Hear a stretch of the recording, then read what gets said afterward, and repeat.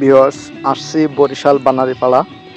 আর আমরা জানি বানারীপাড়া এমন একটা জায়গা আছে যেখানে পাকিস্তান আমলে এক স্মরণীয়, অর্থাৎ পাকিস্তান আমলের মিলিটারিরা এখানে থাকতো।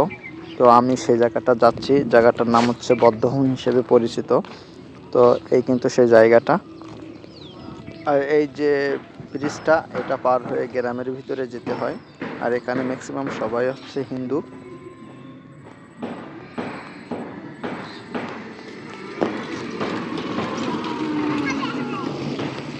এই সে জায়গা। এইখানে কিন্তু পাকিস্তান আমলে আমাদের বাংলার মানুষদেরকে মেরে তারা এখানে লাশগুলো এইখানে লাশগুলোকে ইয়ে করে রাখতো, কি বলে সেটা, এখানে ফেলেই রাখতো লাশগুলোকে। তো এটার নাম হচ্ছে বদ্ধভূম। দেখুন এই বদ্ধভূমের ঠিকানা, ঠিক আছে।